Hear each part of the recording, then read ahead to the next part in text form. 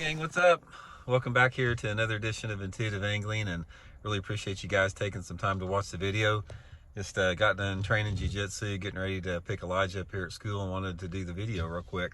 Before we get started here, guys, just want to remind everybody one quick piece of housekeeping. Anybody out there interested in becoming a channel member, that's one of the greatest ways you can support the channel if you like the content that's going on here. Channel members get extra videos that aren't seen by the public every week. Tell a lot of really cool secrets on it, access to my personal email address for your fishing questions. And if you're interested, just go with the, when you see the home screen on my YouTube page at the bottom right, you'll see a little play button. Just click on that play button that says Intuitive Memberships. You can get all the information for that, so much appreciated. Okay guys, today we are going to talk about what is worse for the future of bass fishing, the meat eaters, the meat hunters, or the tournaments. And I've been wanting to do this video for quite a while because I get a lot of feedback on this from my subscribers, because a lot of times what happens here is if we're talking about tournaments, then some guys are talking about guys that fillet them out, and then a couple different lake groups I'm on. Like I'm on this Stockton Lake group and the Table Rock Lake group, and inevitably once in a while there's some guy that has a double limit of bass, 3 to 5 pounders or something like that, that they probably caught at night, and they're on a piece of plywood and they're getting ready to flay them out. And I think they do that just to get a rise. And I usually make some comment. It's like, hey man, I'll give you some great crappie spots if you want to, eat crappie instead of these bass. And inevitably there'll bunch of people coming on there. It's like, oh, it's not the meat eaters that are hurting the fisheries. It's you tournament guys. So the argument goes back and back. The reality of, guys, we're going to talk about both of this, but the reality is both of them hurt fishing. Both of them hurt the sustainability and the quality of fishing in our lakes.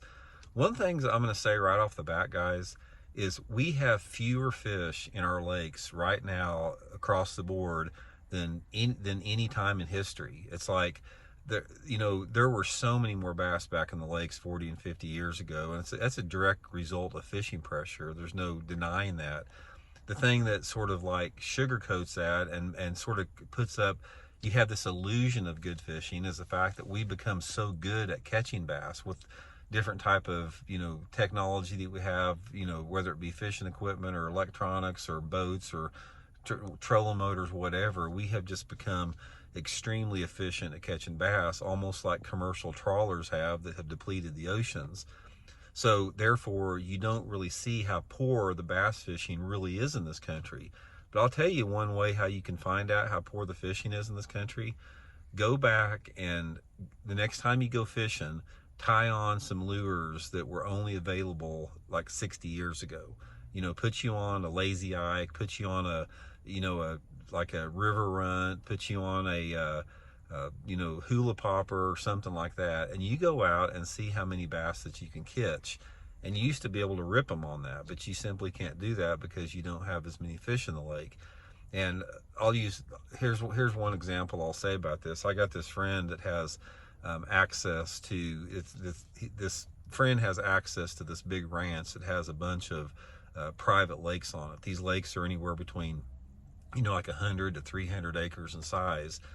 And what they do on there at this ranch is they close down the lakes to fishing for years at a time, and then they'll open them up again. And when you go, and he was telling me about going to some of these lakes that have been closed down for they're private, on a private piece of property, and when they get opened up, you'll go out and he says you'll catch 150 4 to 10 pound bass on them. There's just like, it's every single cast. It doesn't matter what you throw in there. That is a direct result of no fishing pressure. So the fishing pressure has a direct result on it. Now let's talk a little bit about meat eaters, meat hunters versus tournament fishermen.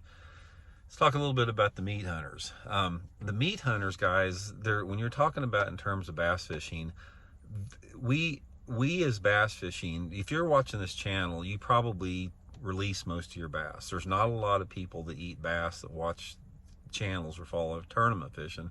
There's a few out there. But guys, make no mistake about it, there are more people than you realize that keep and fillet bass out. I'm telling you right now, that it goes on far more than you realize out there.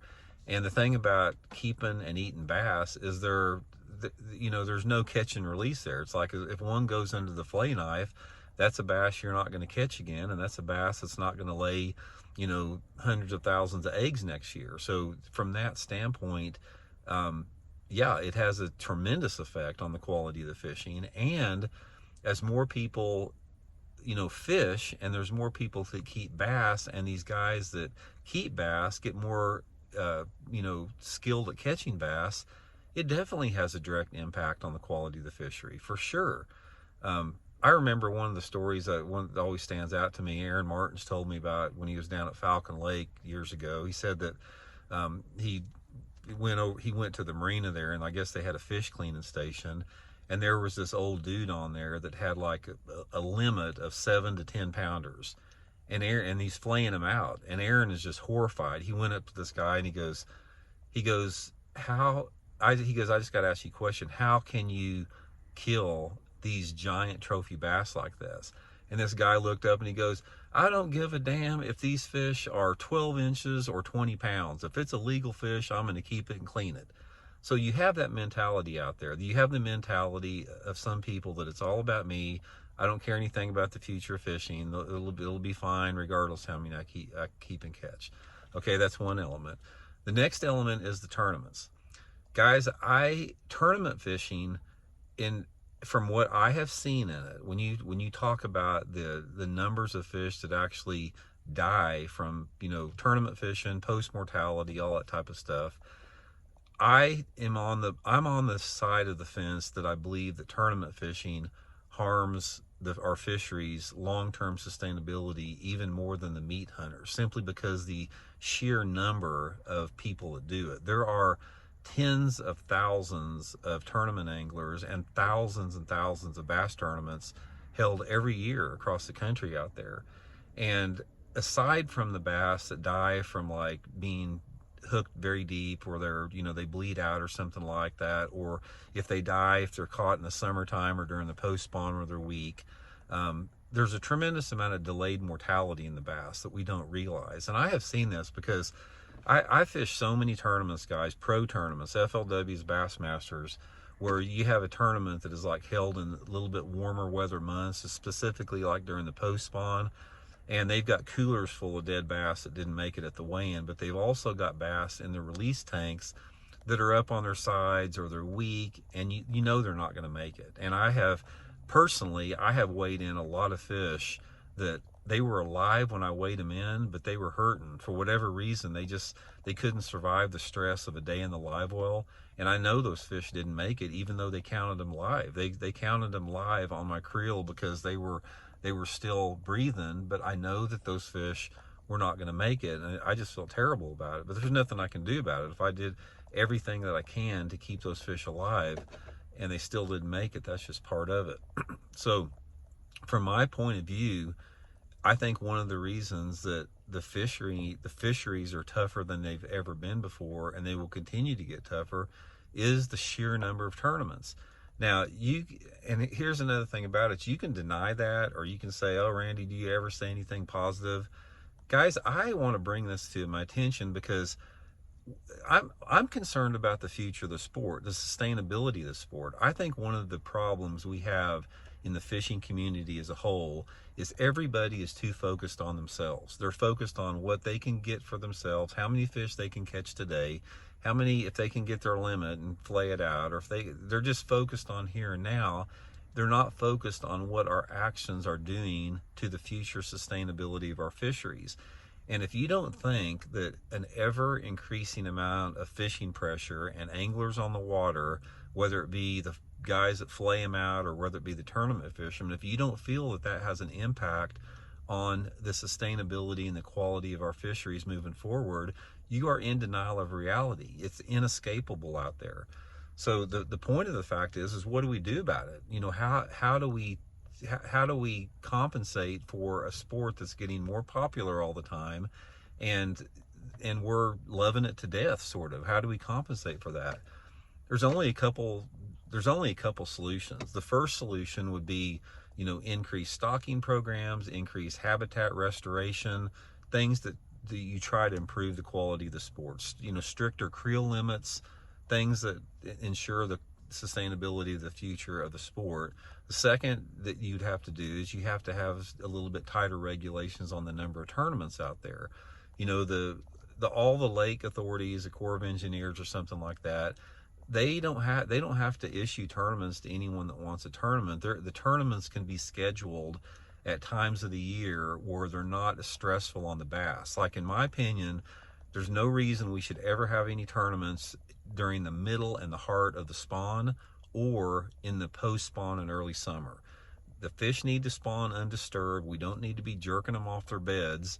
And also, is once those bass come off the beds, that is when they were the weakest. They're weakest after spawning. They're weakest in early summer. Stay away from those tournaments in early summer and the late post-spawn when those fish are trying to recuperate. I think that if we quit having tournaments during those time frames, I think that would go a long way into us simply not killing as many bass as tournament anglers. Aside from the meat eaters out there, the only thing that you can really do with the meat eaters is encourage them to keep more prolific species that are actually better eaten.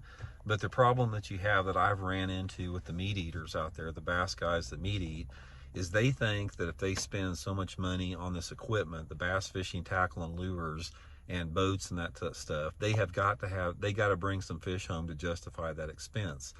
And I'm not saying anyone is bad for doing either or, but the thing that we have to look at is this isn't 1980 guys anymore. This isn't 1970.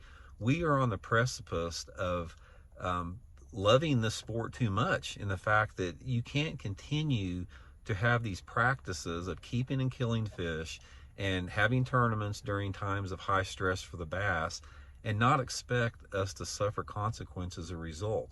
Part of the responsibility we have as anglers is we have got to wake up and we've got to address the fact and say, hey guys, there are more people on the water than ever. It's like, it's not sustainable with what we're doing. It may have been sustainable 50 years ago, but it's not sustainable right now.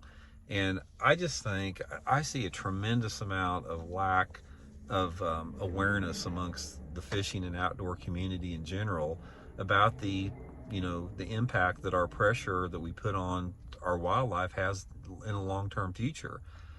And when you're talking about public waters, we've got to protect that a little bit, because so many anymore, it's like all the prime fishing spots and all the prime hunting spots are on private property. It's like people have insulated themselves from that pressure by simply buying up lakes and buying up hunting properties and putting high fences on them. But that's not fair to the general public out there. I want an environment and a situation where my son Elijah 30 years from now can go out there and put on a spinnerbait or put on a big black and blue jig and go out and catch some good fish flipping laydowns. I don't want him to have to go out and struggle to catch them. So it's going to take an effort from all sides. It's going to take a paradigm shift in the way we view fishing. It's going to take some intervention from the local and federal authorities that control the game. It's going to take an effort on the tournament organizations to change some of their practices about when they have tournaments, because if we don't, guys, it's just going to be going downhill. I mean, as much as you don't want to hear it, that's the reality of the situation. So anyway, guys, just wanted to throw that out there. Hope everybody's having a good day out there today. And hey, if you haven't had a chance, please hit that subscribe button, guys. We are pushing really hard to get to 100,000 subscribers. We have got a giant giveaway when we hit 100,000 subscribers. All you got to do is be subscribed to have a chance for that. So much appreciated, guys. We'll talk later. See you.